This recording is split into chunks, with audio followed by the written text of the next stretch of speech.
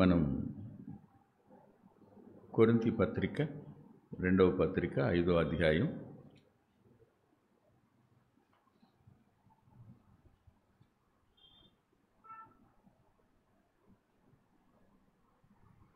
17వ వచనాన్ని ఆధారం చేసుకుని మనల్ని ఆయన నూతన సృష్టిగా చేశారని, నూతన సృష్టిగా చేయబడిన నీవు నేను మనకు నూతనంగా అనుగ్రహించబడినవేమిటో చెప్పుకుంటూ, నూతన సృష్టి అయిన ప్రతి మానవునికి లక్ష్యం ఉందని, గురి ఉందని. ఆ గురి ఏమిటి అంటే ప్రభువుని సంతోషపెట్టడం అనేది గురి. కొత్తగా పెళ్ళి అవుతుంది,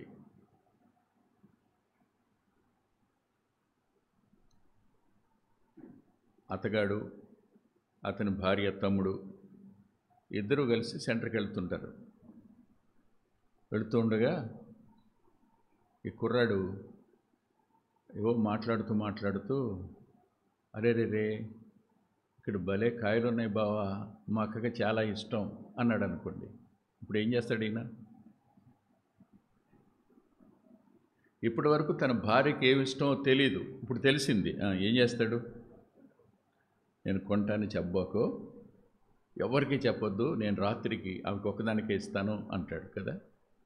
అంటే భర్త తన భార్యను ఎలా సంతోషపెట్టాలని ఆలోచిస్తాడు, భార్య కూడా తన భర్తను ఎలా సంతోషపెట్టాలని ఆలోచిస్తుంది.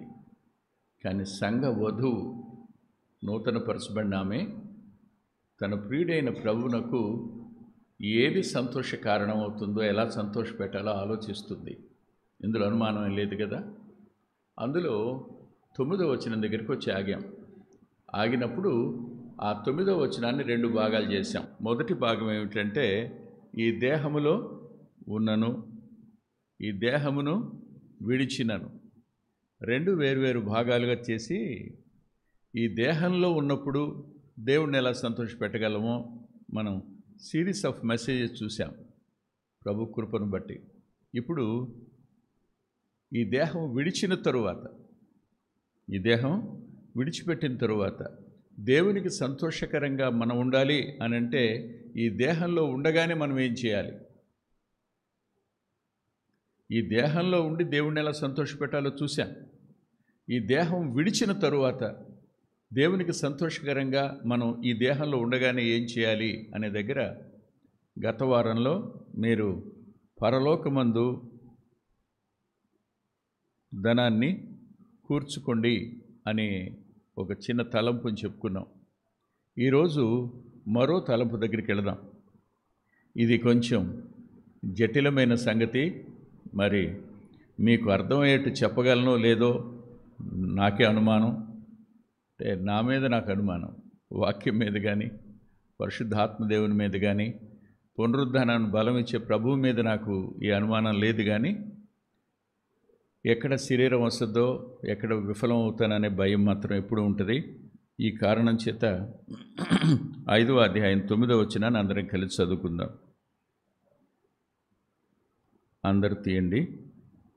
కావున దేహమందునను దేహమును విడిచినను ఆయనకు ఇష్టలమై ఉండవలని మిగుల అపేక్షించుచున్నాము. ప్రార్థన చేసుకుందాం. ప్రసాద్ గారు ప్రార్థన చేస్తారా?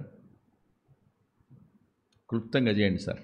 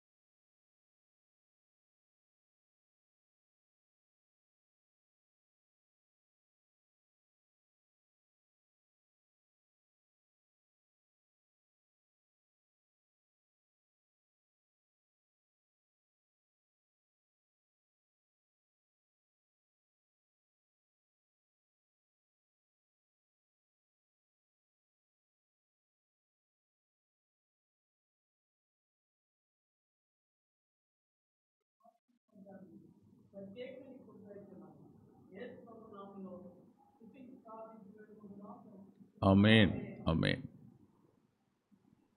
రెండవ మాట చూద్దాం. మత్తయి సువార్త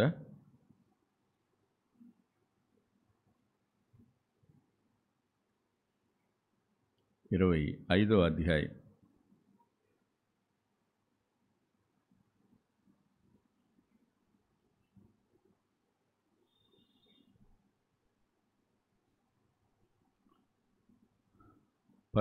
వచనం.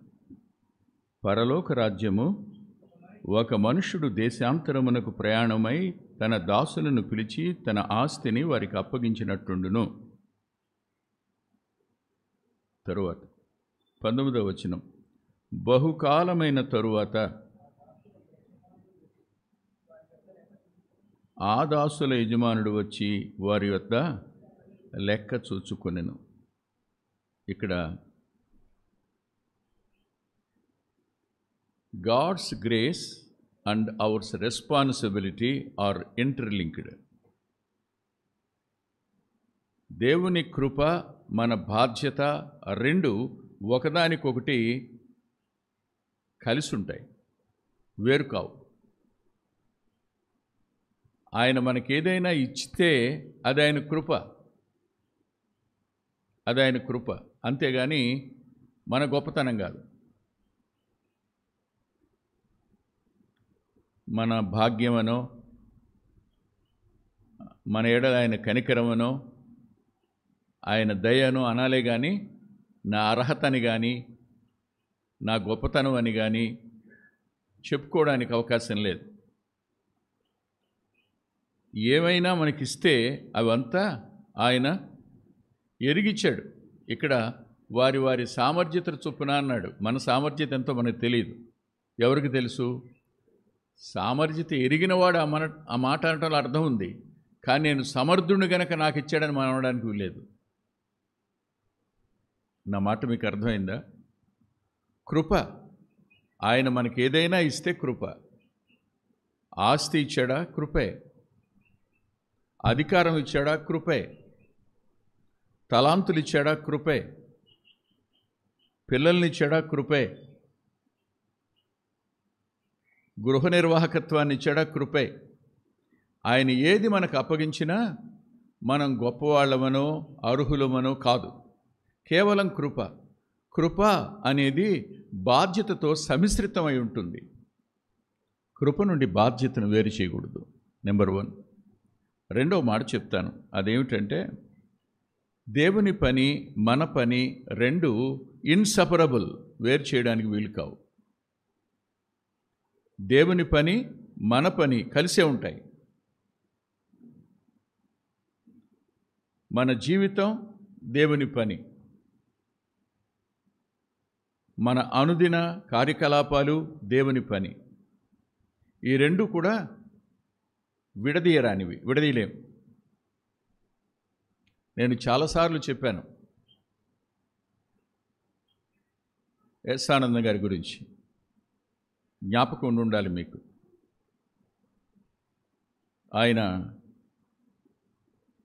తన భార్యను పిలిచి, ఆమె పేరు సునంద, అమ్మాయి సునంద, ఇవాళ చీరాలు వెళ్తున్నాను, డబ్బులు ఏమైనా ఉన్నాయా అంటే ఏమి లేవండి. వేటపాలెం నుండి చీరాల వెళ్ళడానికి డబ్బులు లేవు.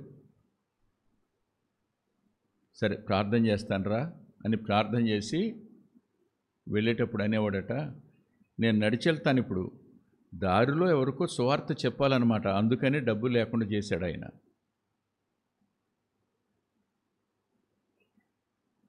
మరోమారు వెళ్ళేటప్పుడు, సునంద డబ్బులు ఉన్నాయా అంటే ఉన్నాయండి.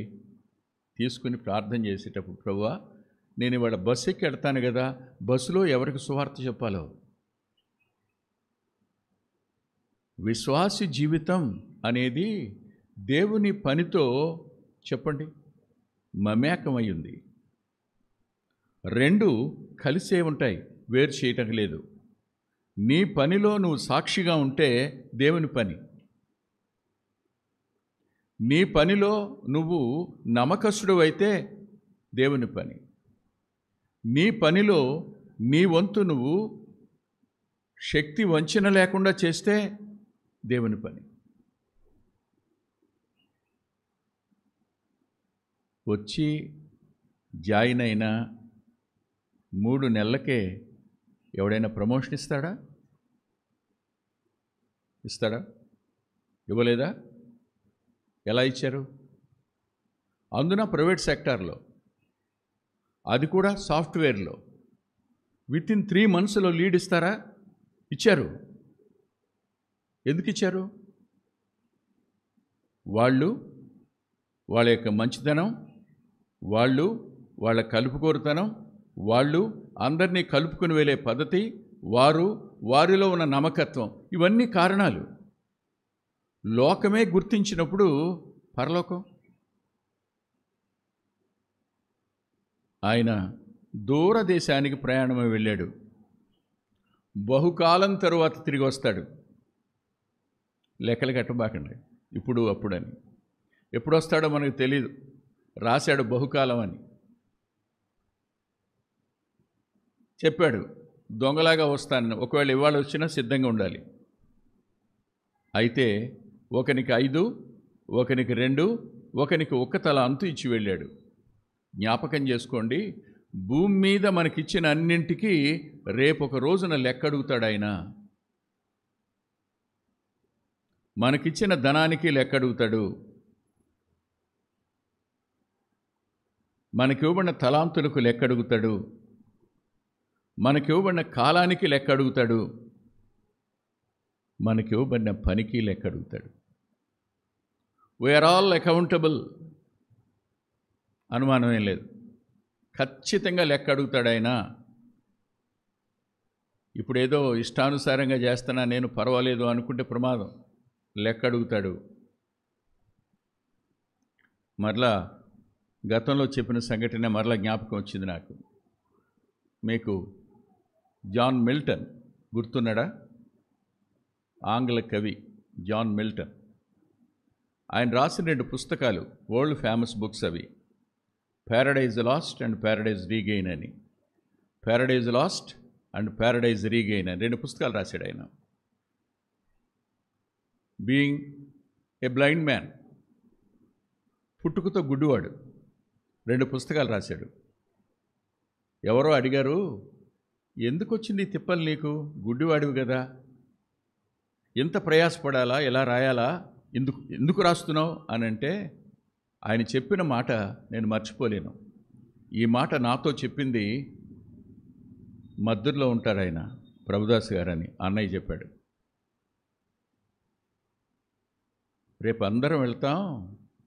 ఆ రోజున Milton submit your daily account అని ఆయన అంటే, నేను ఈ 2 పుస్తకాలు ఆయన ముందు పెడతాను అన్నాడట.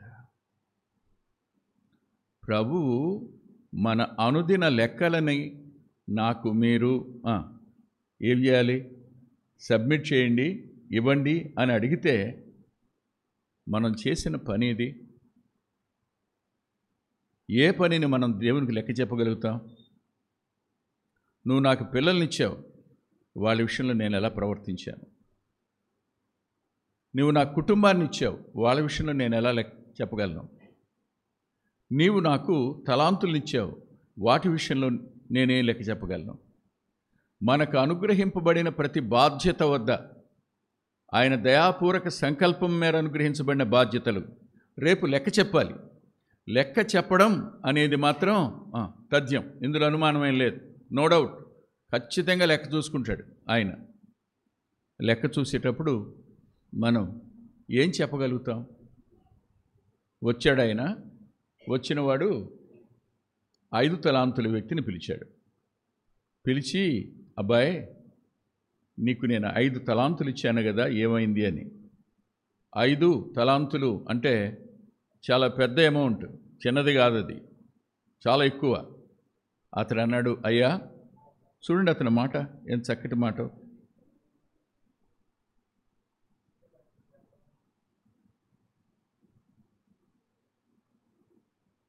ఇరవయో వచనంలో, అయ్యా నీవు నాకు 5 తలాంతులు అప్పగించితివే. గుర్తుపెట్టుకోండి, అప్పగించితివే, ఇచ్చితివే కాదు, అప్పగించితివే. దాన్ని మన ఇష్టం వచ్చినట్టు మనం వాడుకోవచ్చు. మనకు అప్పగింపబడింది. భార్య నీకు అప్పగించబడింది, పిల్లలు నీకు అప్పగించబడ్డారు, కుటుంబం నీకు అప్పగించబడింది, పని నీకు అప్పగించబడింది, వ్యాపారం నీకు అప్పగించబడింది, వ్యవసాయం నీకు అప్పగించబడింది, ఉద్యోగం నీకు అప్పగించబడింది, అధికారం నీకు అప్పగించబడింది. అప్పగించబడిన దాన్ని నీవే సమస్తం అన్నట్టు, నీ ఇష్టం అన్నట్లు నువ్వు చేస్తే రేపు ఖచ్చితంగా ఏం చేస్తాడు ఆయన? లెక్క చూస్తాడు. ఎవరైనా సరే లెక్క ఖాయం. లెక్క నుండి ఎవడు తప్పుకోడు. ప్రతి వాని వద్ద లెక్క కూర్చుని లెక్క చూస్తాడు ఆయన. అప్పగించబడింది. అప్పగించడం అని అంటే దోస్ 5 talents బికేమ్ మైన్. అవి నావైనాయి, నాకు అప్పగించేశావు. కానీ నేనేం చేశాను? అవియు కాక మరి 5 తలాంతులు సంపాదించాను. అవియు కాక నేను వాటిని నా కోసం ఖర్చు పెట్టుకోలే, నేను వాటిని నా స్వార్థం కోసం వాడుకోలే, నేను వాటిని మరి 5గా పెంచడానికి వాడాను. నువ్వు నాకు అప్పగించి వెళ్ళావు. ఎందుకు అప్పగించావో ఏమిటో చెప్పండి. 14వ వచనంలో అంటాడు, తన ఆస్తిని వారికి అప్పగించి, అది నీ ఆస్తి. ఈ భూమి మీద ఉన్న సమస్తం ఎవరి ఆస్తి? గత వారంలో చెప్పుకున్నాం, ఇది అన్యాయపు సిరి అని. అది నా పేరున ఉంటుంది, నా ఆస్తి అన్నట్టు. కానీ ఎవరిది? బిలాంగ్స్ టు గాడ్, దేవునికి చెందింది. కానీ నాదిగా నేను భావించి నా ఇష్టానుసారంగా నేను చేస్తే లెక్క చెప్పాలి అంటూ అప్పగించినట్లుండును అన్నాడు. 16వ వచనం, అయితే 5 తలాంతులు తీసుకునేవాడు వెళ్ళి, ఆగండి, ఏమన్నా చెప్పాడా? 5 అప్పగించి వెళ్ళాడు, ఏమన్నా చెప్పాడా? వ్యాపారం చేయండి అయ్యా, నా ఆస్తి పెంచండి అయ్యా అని ఏమన్నా అన్నాడా? You are the custodian. నీవు దానికి కాపలాదారుడివి, నీవు దానికి నిర్వాహకుడివి, నీవు దాన్ని భద్రపరిచేవాడివి అంతే. కానీ ఆయన నమ్మి నాకు ఇచ్చిన దానికి నేనేం చేశానో చెప్తున్నాడు. నేను వ్యాపారం చేశానయ్యా, దాంతో వ్యాపారం చేసి ఇంకా 5 సంపాదించాను, 5 + 5 10, ఇదిగో అని చేతిలో పెట్టాడు. పెట్టగానే ఆయన అన్నమాట 21వ వచనం, ఏడుపు వచ్చే మాట చూడండి. అతని యజమానుడు భళా, ఆగయ్యా, ఏంటంట? భళా అనే పదం ఎవరు వాడతారు? భళా అనే పదం ఎవరు వాడతారు?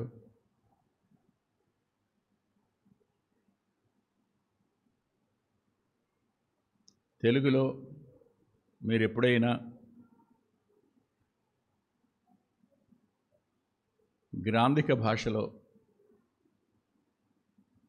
రాజులు వారి చరిత్ర చదివేటప్పుడు రాజుకు బాగా నచ్చితే ఆ రాజుగారు సార్వభౌమ చక్రవర్తి అయ్యుండి ఒక సామాన్యుడు చేసిన పని అతనికి నచ్చితే ఏమంటాడు? భళా అంటాడు, బళిరే అంటాడు. ఈ పదాలు ఏంటో తెలుసా? వెల్డన్, బాగా చేశావు, అది అర్థం భళా అంటే. ఎంత బాగా చేసావయ్యా, భలే చేసావు, చాలా బాగా చేసావు, అది పదం. ఏమన్నాడు ఆయన? భళా అంటూ ఒక మాట పలికాడు. భళా అనేది ఆయన అంతరంగం నుంచి వచ్చిన సంతోష పదం అయితే దానికి కారణం చెప్తున్నాడు ఆయన. ఎవరైనా సమస్తం చూస్తున్నవాడు, సమస్తం తెలిసినవాడు, సమస్తాన్ని పరిగణలోనికి తీసుకునేవాడు అన్నాడు. భళా కామా నమ్మకమైన, ఇదండి సంగతి. నమ్మకమైన నిత్యత్వంలో దేవుణ్ణి సంతోషపరిచే ఒక గుణలక్షణం ఏమిటంటే నమ్మకత్వం. మర్చిపోకండి, నమ్మకత్వం. అయితే ఇక్కడ నేను సాహసించి ఒక మాట చెప్తాను. సాహసమే కానీ వాస్తవం అని నమ్మి మాట చెప్తున్నాను. ఇంగ్లీష్కి తెలుగుకి కొంచెం వ్యత్యాసం కనపడింది నాకు. ఆంగ్ల పదానికి తెలుగు పదాలకు మధ్యలో కొంచెం వ్యత్యాసం కనపడింది. ఇంగ్లీష్ తర్జుమాకు తెలుగు తర్జుమాకు. నేను ఇంగ్లీష్ తర్జుమాను తక్కువ చేయడంలా, అందులో కూడా యాప్ట్గా తర్జుమా అయినటువంటి బైబిల్స్ ఉన్నాయి, కాదంటానికి లేదు. అయితే నేను తెలుగు దగ్గరికి వస్తున్నాను. తెలుగు దగ్గరికి వచ్చినప్పుడు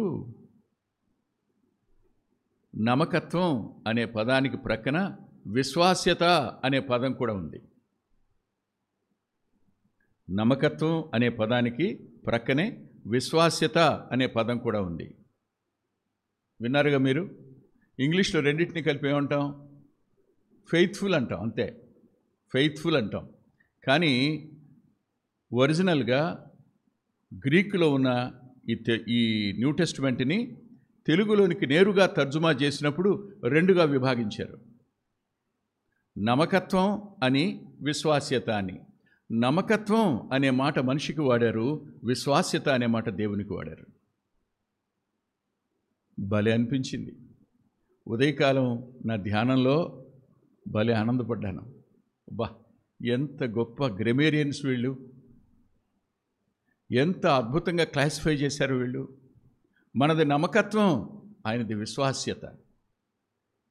ఈ రెండు వేరువేరు కనిపించాయి, అంతేగా? నీదు విశ్వాస్యత మా ప్రభు యేసు అంతరిక్షము నదిగమించేను, విశ్వాస్యత అయింది. మనది నమ్మకత్వం. వాస్తవానికి ఈ నమ్మకత్వం అనే పదం పనికి మధ్యలో వివిధమైన అర్థాలతో వాడటం చూస్తాం. నమ్మకత్వం అనే పదాన్ని పనికి మధ్యలో, అంటే బాధ్యతకు మధ్యలో వివిధ అర్థాలతో వాడతాం. ఉదాహరణకి ఇలా అంటాను, భార్యాభర్తల మధ్య నమ్మకత్వం అంటే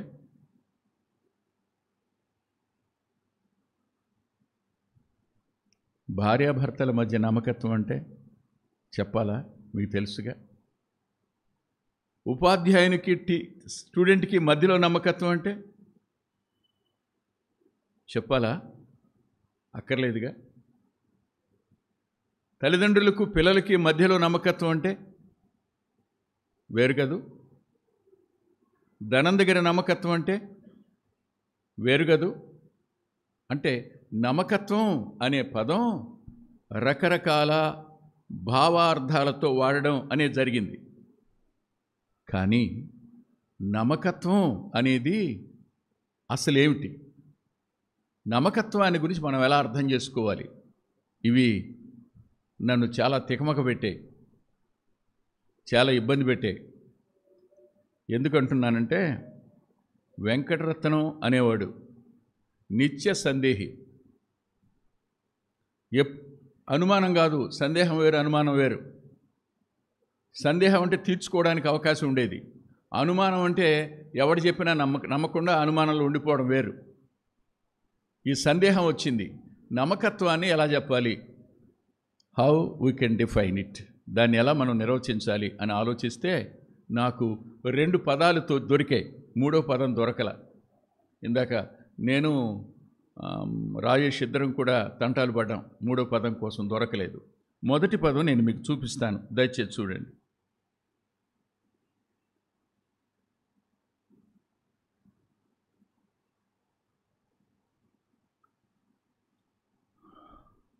యోహాను గారు రాసిన 3వ పత్రిక,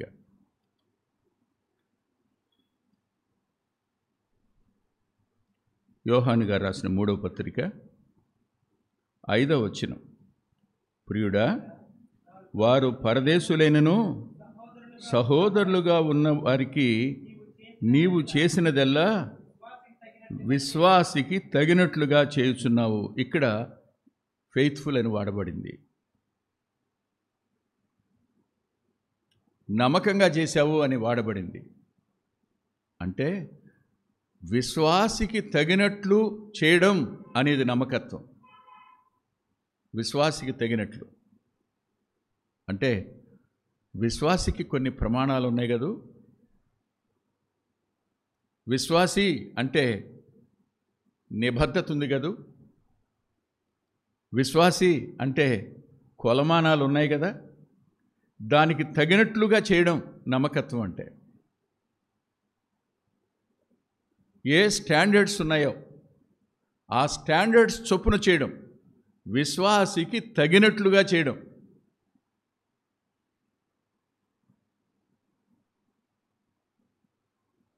ఒక పని ఊరికినే అయిపోద్ది,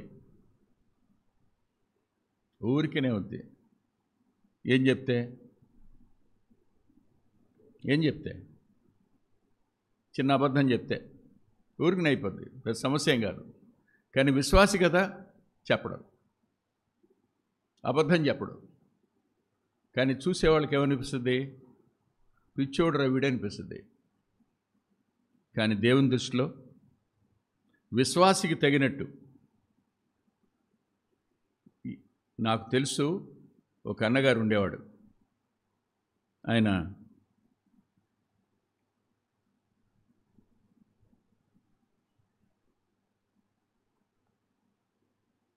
పేరు పిడి ప్రకాశ్రావు. ఆయన పేరు.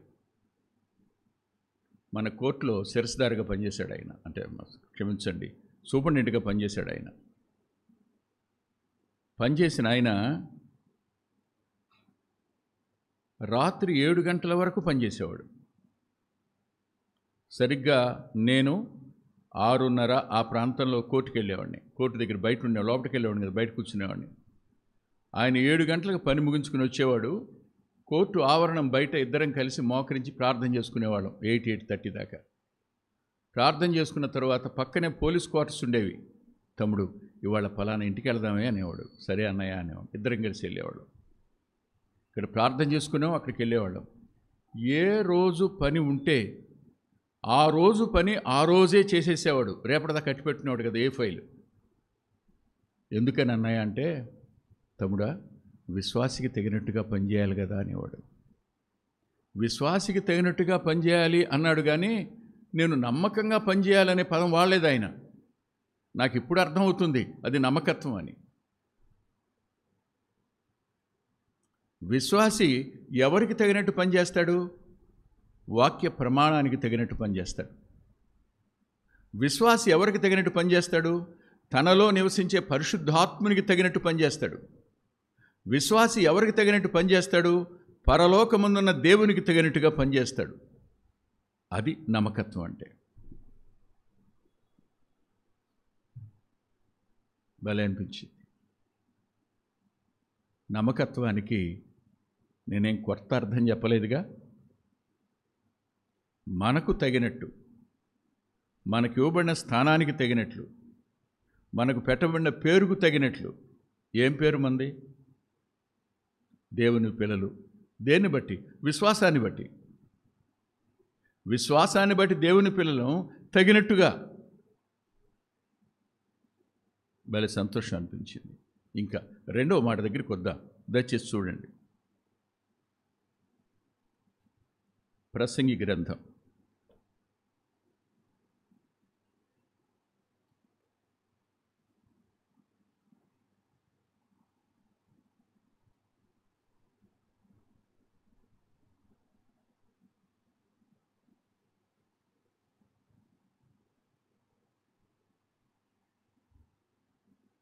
10వ అధ్యాయం, క్షమించండి 9వ అధ్యాయం 10వ వచనం. చేయుటకు నీ చేతికి వచ్చిన ఏ పని అయినను నీ శక్తి లోపము లేకుండా చేయి, చాలు. నమ్మకత్వం అంటే చేయడానికి నీకు ఇచ్చిన పని శక్తి లోపము లేకుండా.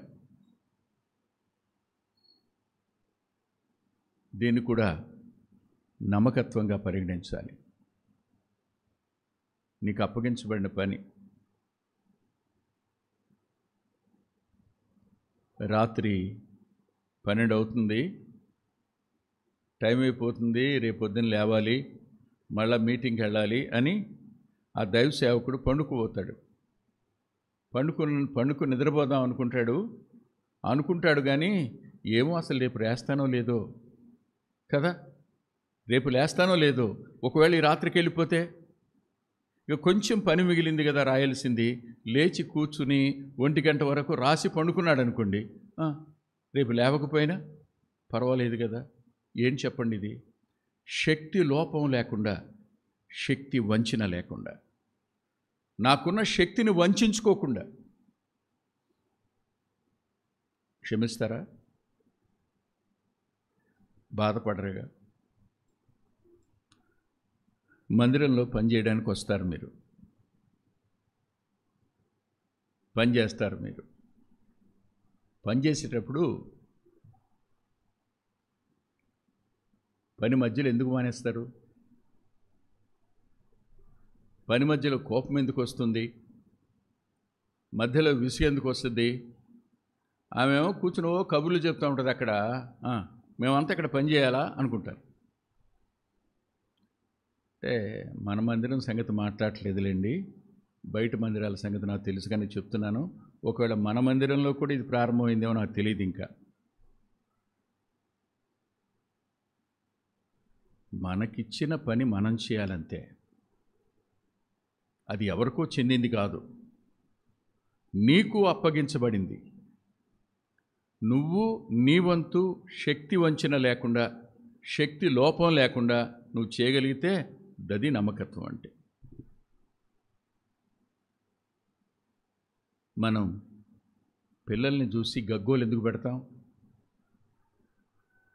చెప్పండి? వాళ్ళ చదువును చూసి ఎందుకు బెంబేలు పడిపోతాం?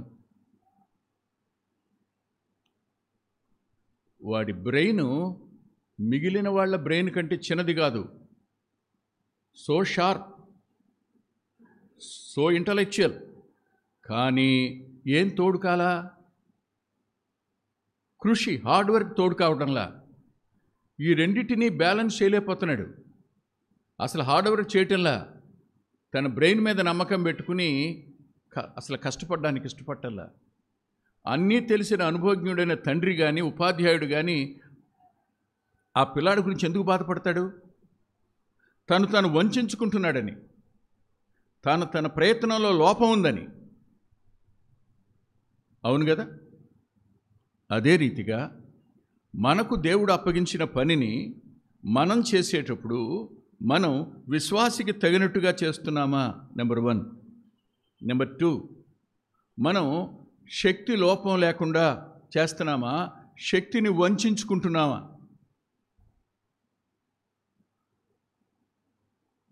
ఈ రెండు జరిగితే మనం నమ్మకస్తులం అని చెప్పుకోవడానికి ఆస్కారం లేదు. నాకు పౌలు గారి జ్ఞాపకం వచ్చారు. పౌలు గారి జ్ఞాపకం వస్తే తన కుమారుడికి, తన ప్రియ కుమారుడికి, ఆత్మీయ కుమారుడికి లాస్ట్ లెటర్ రాస్తున్నారు. లాస్ట్ లెటర్, జైలు నుంచి రాసిన ఆఖరి ఉత్తరాలు అదొకటి, ఆఖరి ఉత్తరం అది. ఆ ఉత్తరంలో అతనికి ఒక నియమం, ఒక బాధ్యత అప్పగిస్తూ ఆ బాధ్యత ఎవరికి అప్పగించాలో కూడా చెప్పాడు. నిజంగా ఆశ్చర్యం అనిపించింది. మీరే ఆలోచించండి. అత్తగారు కోడలికి ఇనపెట్టి తాళాలు ఎందుకు ఇవ్వదు?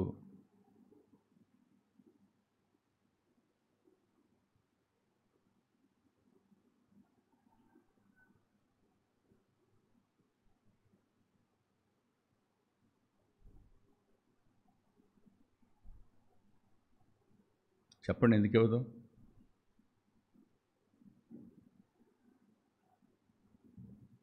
మీకే తెలుసు, నేను చెప్తే ప్రయోజనం ఉంది.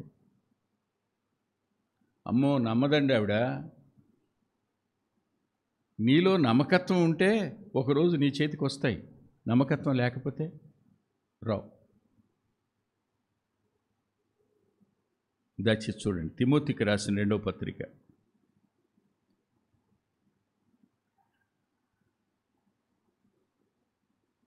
2వ అధ్యాయం 2వ వచనం. నీవు అనేక సాక్షుల ఎదుట నా వలన వినిన సంగతులను ఇతరులకును బోధించుటకు సామర్థ్యము గల నమ్మకమైన మనుషులకు అప్పగించు. ఇక్కడ సామర్థ్యం గల మనుషులకు అప్పగించు కాదు, సామర్థ్యము నమ్మకత్వం గల మనుషులకు అప్పగించు. వాళ్ళకి ఏముండాలి? బోధించే సామర్థ్యం ఉండాలి, అదే టైంలో ఏముండాలి? నమ్మకత్వం కూడా ఉండాలి. తిమోతి, అలాంటి వాళ్ళకి అప్పగించిరా.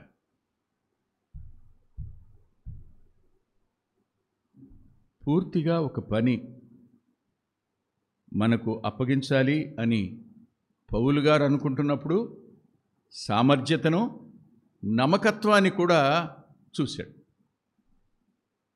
పరలోకానికి నమ్మకత్వం ఇష్టం, పరిశుద్ధుల సహవాసానికి నమ్మకత్వమే ఇష్టం. ఈ నమ్మకత్వం లేకపోవడం అనేది ఎంత ప్రమాదకరం. అనేక మార్లు మనలో లేనిది ఏమిటి అంటే నమ్మకత్వం.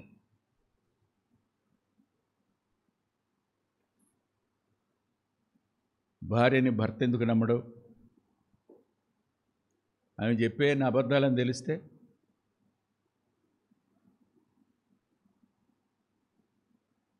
భర్తను భార్య ఎందుకు నమ్మదు?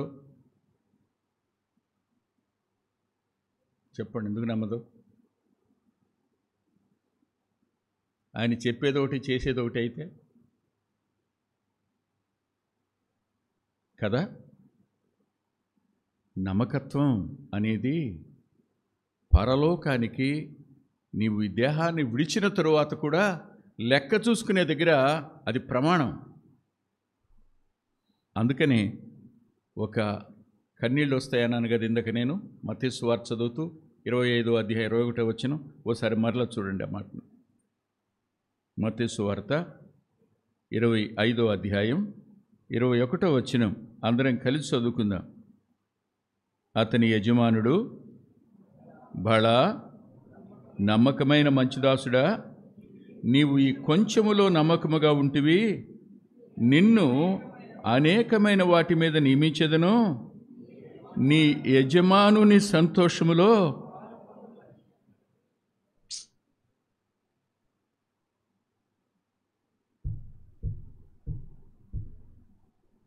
Enter into the joy of yours owner. నీ యజమాని సంతోషంలో ప్రవేశించువయ్యా.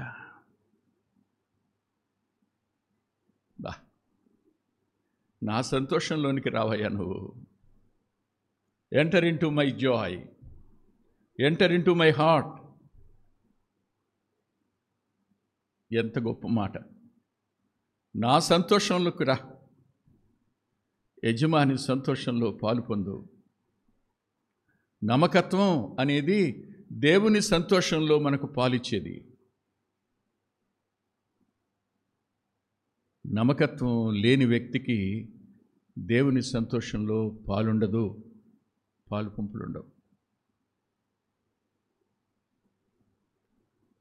మనకి ఇవ్వబడిన ప్రతి దాని విషయంలో మనం నమ్మకస్తులంగా ఉండాలి. నమ్మకత్వాన్ని దేవుడు కోరుకుంటున్నాడు.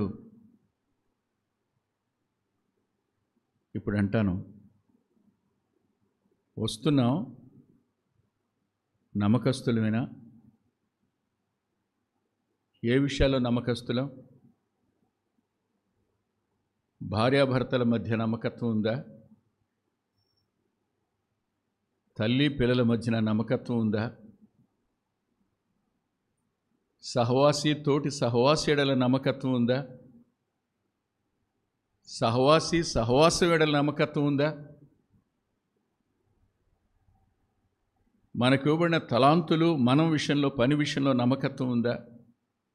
ఇవేమి లేకుండానే మనం అందులో పాలు పొందుతున్నాం. దేవా, నేను అనేక విషయాల్లో నమ్మకస్తుడిని కాను. ధన విషయంలో నమ్మకస్తుడిని కాలేదు, కాలం విషయంలో నమ్మకస్తుడిని కాలేదు, అప్పగించబడిన పని విషయంలో నేను నమ్మకస్తుడిని కాదు, క్రమశిక్షణ విషయంలో నేను నమ్మకస్తుడిని కాదు. ఇలా చెప్తూ పోతే నేను నమ్మకస్తుడిని కాదని నీ పాదాల దగ్గర బోరున ఏడవలసిన వాడిని నేను. నన్ను ప్రేమించావు, నా కోసం నీ రక్తం చిందించావు, నా కొరకు నువ్వు చనిపోయావు, నా కొరకు నువ్వు సమాధి చేయబడ్డావు, నా కొరకు నువ్వు 3వ దినాన్ని తిరిగి లేచావు, నాకు ఇవన్నీ అప్పగించి నువ్వు వెళ్ళావు, తిరిగి రాబోతున్నావు, రేపు లెక్క చూసుకుంటావు. నీ సంతోషంలో పాలుందే అవకాశం నాకు లేదేమో. పని చిన్నదైనా, పని పెద్దదైనా, పని గొప్పదైనా, పని సామాన్యమైనదైనా,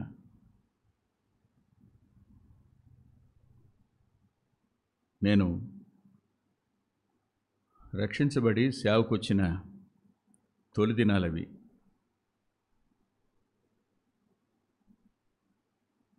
ఒక అసెంబ్లీలో వాక్యం వింటున్నాను. వాక్యం చెప్పింది ఎవరో జ్ఞాపకం లేదు, కానీ ఆ సంఘటన అప్పుడు విన్నాను, తర్వాత మరలా చదివాను. అది మీరు వినారు, మనమందరం విన్నదే. ఒక ఇంజనీర్, ఆ దినాల్లో ఇంజనీర్ అంటే చాలా ఎక్కువ. అది కూడా ఎవరి టైం అంటే డిఎల్ మూడీ టైంలో. మంచి ఆఫీసర్ ఉద్యోగం చేస్తున్నవాడు రిజైన్ చేసి సేవకు వచ్చాడు. సేవకు వస్తే క్రూసైడ్ జరుగుతుంది, డిఎల్ మూడీ వాక్యం చెప్పాలి. డిఎల్ మూడీ గది పక్కనే అతనికి కూడా గది అలాట్ చేశారు ఆ గెస్ట్ హౌస్లో. అతని లోపల ఉన్నవాడు తనకేమీ పని చెప్పటంలా, తనంతట తానే సాహసించి వెళ్ళి తలుపు కొట్టి డిఎల్ మూడీని పిలిచాడు. సార్, మీరు నాకేదైనా పని చెప్తారా అని అడిగాడు. నాకేదైనా పని చెప్తారా అంటే ఆయన అలా చూసి కిందకి ఇలా చూస్తే అక్కడ ఆయన షూ ఉంది, చెప్పులు, బూట్లు ఉన్నాయి, వాటిని పాలిష్ చేయి అన్నాడు. అని అంటే ఆయన తలంచుకున్నాడు, ఈ లోపలికి వెళ్ళిపోయాడు, తలుపేసుకున్నాడు. షూ తీసుకుని గదిలోకి వెళ్ళి తలుపేసుకుని గావురుమని ఏడ్చాడు.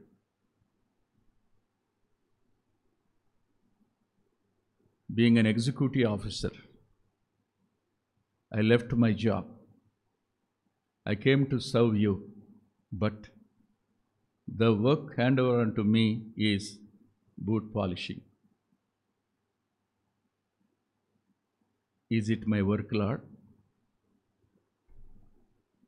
ఒక ఎగ్జిక్యూటివ్ ఆఫీసర్గా ఉద్యోగం చేసి రిజైన్ చేసి నీ సేవకు వస్తే షూ పాలిష్ చేయమని ఈయన అన్నాడు, ఇదేనా మీరు నాకు ఇచ్చిన పని అని ఏడుస్తూనే ఉన్నాడంట. అక్కడ కింద పెట్టి ఏడుస్తూనే ఉన్నాడంట. మోకాళ్ళ మీదకి వెళ్ళాడు, వెక్కి వెక్కి వెక్కి వెక్కి ఏడుస్తూనే ఉన్నాడు. ఏడుస్తూ ఏడుస్తూ చాలాసేపు ఉండి బైబిల్ని ఇలా తీశాడంట. ఇలా తీస్తే ముందు వచ్చినవి ఏంటంటే, అంతటా ఆయన మోకరిల్లి శిష్యుల పాదములు నీళ్ళలో పెట్టి ఆ శిష్యుల పాదములు కడిగను అనే మాట. ప్రభువే మాట్లాడినట్టు అనిపించిందంట. చూడు, నేను అబద్ధం ఆడే నా శిష్యుల పాదాలు కడిగా, నన్ను అనుమానించి నా చేతిలో వేళ్ళు పెట్టి నా డొక్కలో చేయి పెడతానన్న శిష్యుని పాదాలు కడిగా. నేను ఎరగనని ముమ్మారు అబద్ధం ఆడే వ్యక్తి పాదాలు కడిగా. భక్తుని షూ తుడవడం అనేది తక్కువ అనుకుంటున్నావా అనిపించిందట. షూ తీసుకుని వడిలో పెట్టుకుని యేసు ప్రభు పాదాలనైతే నేను ఎలా చేస్తా, ఈ షూ నా ప్రభు తొడుక్కుంటే ఎలా నేను పాలిష్ చేస్తా, అర్థంలాగా చేస్తాను కదా, కొంచెం కూడా తక్కువ కాకుండా చేస్తాను కదా. ఆ సంఘటన అప్పుడు చెప్పినప్పుడు చదివినప్పుడు ఐ వాజ్ అమేజ్డ్, ఆశ్చర్యపోయాను. అందుకనే ఎవరైనా నాకు ఏదైనా పని చెప్తే కాదన్ను. కొందరు అంటారు, అన్నయ్యకి చెప్పావా?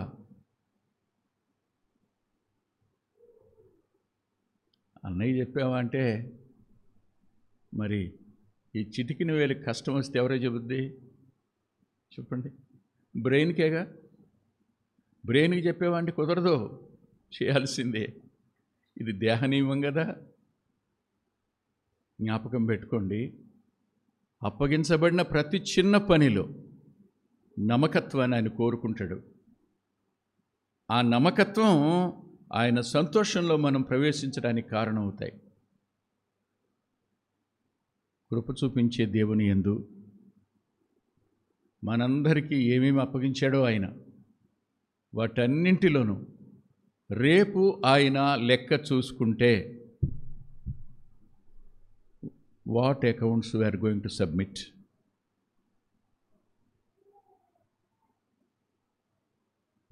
మనం ఏ చిట్టాని ఆయనకు సమర్పించబోతున్నాం.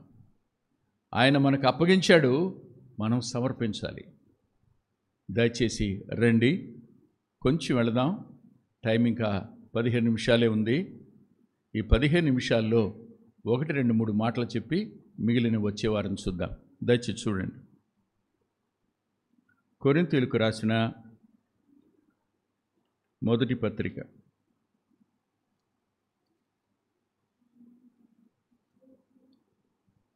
12వ అధ్యాయం 7వ వచనం. అయినను జ్ఞాపకం పెట్టుకోండి, నువ్వైనా నేనైనా అందరి ప్రయోజనం కొరకైన వాళ్ళం, మన ప్రయోజనం కొరకు మనం కాదు. Mind it. This is the body of Christ. ఇది క్రీస్తు యేసు శరీరం. శరీరంలో నువ్వు నేను అవయవాలం. అవయవాలమైన ప్రతి ఒక్కరం అందరి ప్రయోజనము కొరకు, ప్రతివానికి, నో ఎక్సెప్షన్, రక్షించబడిన ప్రతివానికి. ఇది జ్ఞాపకం పెట్టుకోండి. నాకేం సంబంధం లేదు, ఐఎమ్ నాట్ రెస్పాన్సిబుల్, నేను బాధ్యుణ్ణి కాదు అని అనుకోవద్దు. పొరపాటిది. సహవాసాల్లో జరుగుతున్న లోపం ఇక్కడే. సహవాసంలో అనేకులు ఐడిల్గా ఉండడానికి కారణం ఇదే. సహవాసంలో అనేక మంది పాలు పంపులు పొందకపోవడానికి ఎన్ని కారణాలైనా మీరు చూపించండి. కానీ ఇక్కడ రాస్తున్న మాట, పరిశుద్ధాత్మ దేవుని ద్వారా మీ అంతరంగంలో ప్రవేశింపనివ్వండి. అందరి ప్రయోజనం కొరకు ప్రతి వానికి ఆత్మ ప్రత్యక్షత అనుగ్రహింపబడుచున్నది. The revelation of the Spirit was given.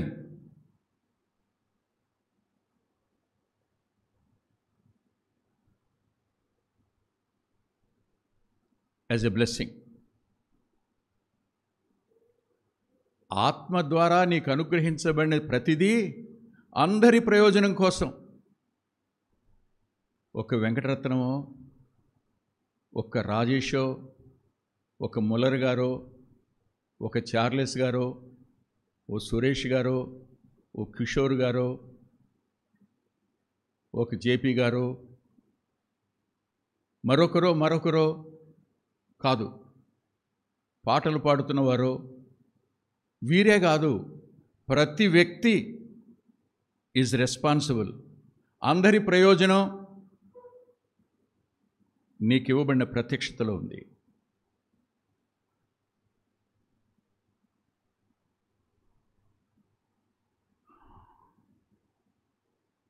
Number 1. Number 2 చూడండి.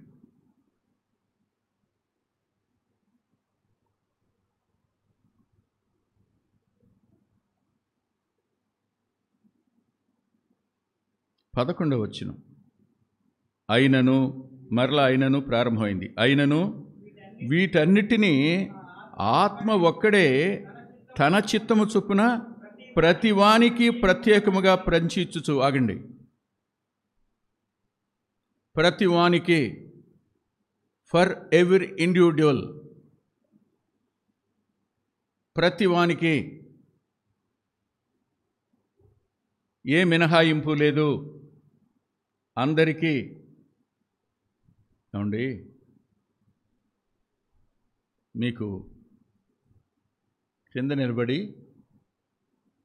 దుఃఖంలో ఉన్న వాళ్ళని చూసి, ఏమ్మా అలా ఉన్నావు, ఒక్క మాట, ఏమ్మా అలా ఉన్నావు, నువ్వెవరో ఆమెకి తెలీదు, ఏమ్మా అలా ఉన్నావు అని అనగానే కళ్ళ వెంట నీళ్ళు వస్తాయి అమ్మాయికి. అక్క, 4 నెలల నుంచి వస్తున్నాను, నన్ను ఎవ్వరూ పలకరించడంలో ఈ సహవాసంలో, నువ్వే నన్ను పలకరించావు, నా గుండెల్లో బోడంత దుఃఖం ఉంది, వాక్యం విని ఆదరించబడి వెళుతున్నానే కానీ సహవాసం నుండి నాకు మాత్రం ఏ విధమైన ప్రతిస్పందన రావడం లేదు. సహవాసులు ఎవరు బాధ్యత గల వాళ్ళుగా నాకేం అనిపించలేదు, బాధపడుతున్నాను. ఇవాళ నువ్వు పలకరించావు అక్క నన్ను, ఏంటమ్మా అలా ఉన్నావు అన్నారు. నువ్వెవరో నాకు తెలియదు కానీ అక్క నా కోసం ప్రార్థన చేయి, నా పరిస్థితి ఇది అని ఒక ఆదరణకరమైన పలకరింపు ప్రభువు నీకు ఇచ్చాడు. కనపడగానే ఇలా భుజాన్ని చేసి, తమ్ముడు ఐఎమ్ ప్రేయింగ్ ఫర్ యూ, ఒక ఓదార్చే ఒక మాట, ఏం పర్లేదయ్యా దేవుడున్నాడు, భుజం తట్టే ఒక మాట, సహవాసం అంతా నీ కోసం ప్రార్థన చేస్తుందయ్యా, ధైర్యంగా ఉండు. ఇది అందరికీ ఆయన పంచి ఇచ్చాడు. ఏమేమి ఇచ్చాడో తెలియదు, ఏమిచ్చాడో పైన రాశాడు వరుసగా. ఆత్మ ప్రత్యక్షత గురించి రాశాడు, వాక్యం అన్నాడు, జ్ఞానం అన్నాడు, విశ్వాసం అన్నాడు, వరం అన్నాడు, ఇవన్నీ చెప్పుకుంటూ వచ్చాడు ఆయన. ఇవన్నీ అనుగ్రహించబడ్డాయి. ప్రతి వ్యక్తికి ఉంది ఏదో ఒకటి. నాకేది లేదు, నాకేది ఇవ్వలేదు అనుకోబోకండి. ప్రతి వానికి ఒక పని ఉంది దేహంలో. ఇప్పుడు నేను 6వ తరగతి చదువుతున్నాను, మాకు న్యాచురల్ సైన్స్ ఉండేది. అందులో దేహంలో ఏ పని చేయని భాగం ఒకటి ఉంటుంది అని చదివా.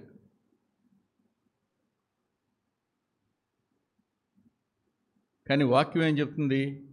ప్రతిదీ దాని పని నిమిత్తం అని. ఏ భాగం అంటే ఎపెండిసైడ్స్ అంట. పెద్ద ప్రేవు చిన్న ప్రేవు కలిసిన చోటున వేలును పోలిన సంచి లాంటిది ఉండునని మేము చదువుకున్న మాటలు చెప్తున్నా తెలుగులో మీకు. ఎప్పుడు చదివి ఉంటాను? 6వ తరగతి.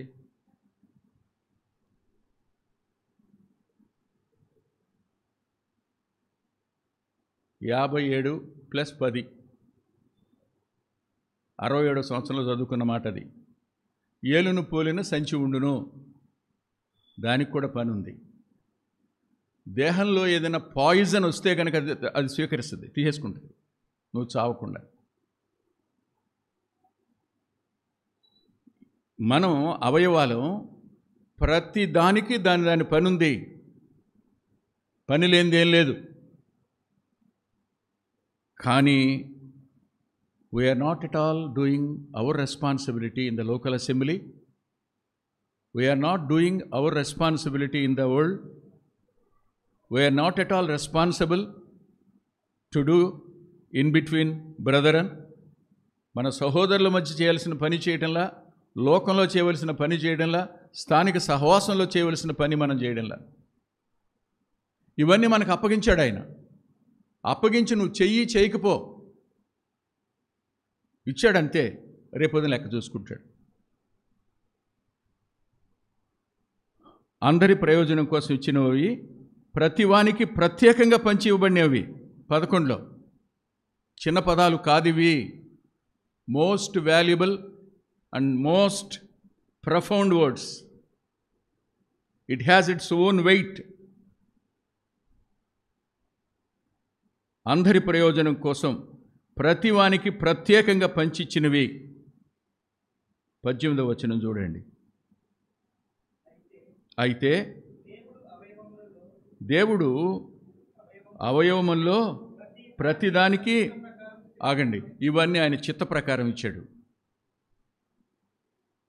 అందరి ప్రయోజనం కోసం ప్రతివానికి ప్రత్యేకంగా ఆయన చిత్త ప్రకారం ఇవ్వబడినవి. 3 కలిపి చూడండి. If it is so, are we not accountable in the area of our responsibility? మన బాధ్యత విషయంలో మన దేవునికి లెక్క చెప్పవలసిన వాళ్ళం కామా? మీరు ఆలోచించండి. ఇది ఆయన కోరుతున్నాడు. 5 తలాంతులైనా 2 తలాంతులైనా. అసలు ఆశ్చర్యకరమైన సంగతి ఏమిటంటే, చూడండి, మత్తయి సువార్త 25వ అధ్యాయం 21 చూసాం కదా. ఇప్పుడు 23 చూడండి. అతని యజమానుడు, భళా నమ్మకమైన మంచి దాసుడా, నీవు ఈ కొంచెములో నమ్మకముగా ఉంటివి, నిన్ను అనేకమైన వాటి మీద నియమించెదను, నీ యజమాని సంతోషంలో పాలు పొందుమని. ఏమండి, please please hear me, please see me. నన్ను చూడండి ఒకసారి ఇటు చూడండి. 5, 10 చేసి చేతిలో పెట్టాడు. 2 చేసి 4 చేతిలో పెట్టాడు. 4 తీసుకున్నవాడు, 10ని తీసుకున్నవాడు. 10 కుడి చేతిలో ఉన్నాయనుకోండి, ఆ 4 కూడా కుడి చేతిలోనే ఉన్నాయి. అవునా? ఏమన్నాడు ఆయన? బళ, కామా, నమ్మకమైన. నమ్మకమైన తర్వాత ఏం పెట్టాడు? నమ్మకమైన మంచి దాసుడా, కామా, నీవు ఈ కొంచెములో నమ్మకముగా ఉంటివి, కామా, నిన్ను అనేకమైన వాటిలో నియమించను, కామా, నీ యజమాని సంతోషంలో పాలు పొందు అతనితో చెప్పిన. Full stop. 21కి 23కి ఏమైనా వ్యత్యాసం ఉందా?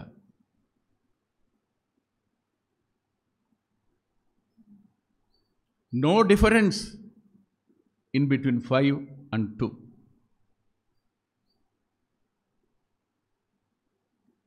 చిటికెన వేలు పని చిటికెన వేలుది, బొటను వేలు పని బొటను వేలుది.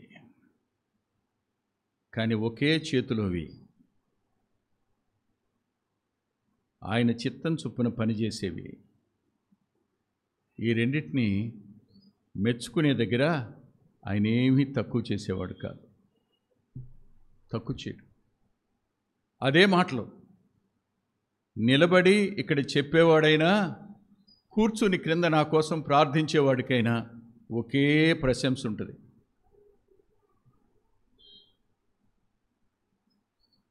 ఆ రోజు సిక్కులకు దగ్గర ఆస్తంతా కోల్పోయి భార్యలను, పిల్లలను, మందలని అన్నిటినీ అమాలేకీయులు తోలుకొని వెళ్ళిపోతే, దావీదు మీద తన చుట్టూ ఉన్నవాళ్ళు రాళ్ళు పెట్టి కొట్టి చంపడానికి తీర్మానం చేసుకుంటే, ఒంటరి వాడైపోయిన దావీదు ప్రభువును బట్టి ధైర్యం తెచ్చుకున్నవాడై ఏపోదు తెమ్మని విచారణ చేసి, ఎటు వెళ్ళాలో తెలియక ప్రయాణం చేస్తున్నప్పుడు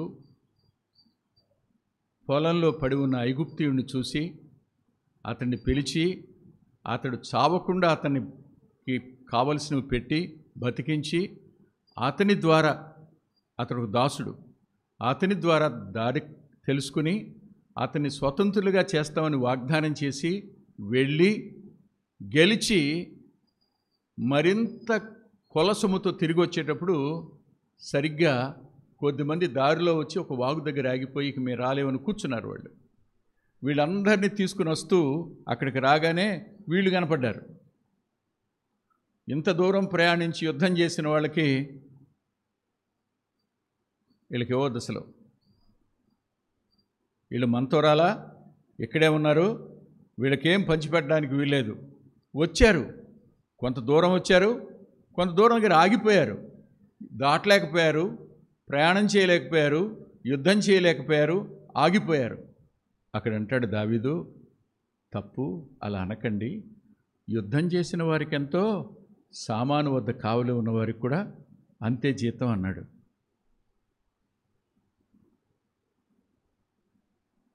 పేరు ప్రఖ్యాతులున్న వ్యక్తుల జీతం ఎక్కువని, మరుగుగా ఉండి ప్రార్థన చేసేవాని జీతం తక్కువని ఎప్పుడు అనుకోకండి. ఆయన ఇద్దరికీ జీతం సమానంగా ఇచ్చేవాడు, తక్కువ చేయడు. మహిమలో వ్యత్యాసం ఉంటే ఉండొచ్చేమో కానీ జీతం సమానంగానే ఉంటుంది. నమ్మకత్వానికి కొలమానం ఆయన దగ్గరుంది. వచ్చే వారం చూద్దాం. తల్లు వంచి ప్రార్థన చేద్దాం. తల్లు వంచుకుందాం. ప్రేమగల తండ్రి, పరిశుద్ధుడు అయిన గొప్ప దేవ, కొద్ది మాటలు చెప్పడానికి నీ దాసునికి మిరిచిన కృప కొరకు రుణస్తుణ్ణి, ఒట్టివాణ్ణి. మహిమను, ఘనతను, ప్రభావాన్ని మీకే ఆరోపిస్తూ స్వీకరించమని యేసుక్రీస్తు ప్రభువారి పేరిట ప్రార్థిస్తున్నాం తండ్రి. ఆమేన్.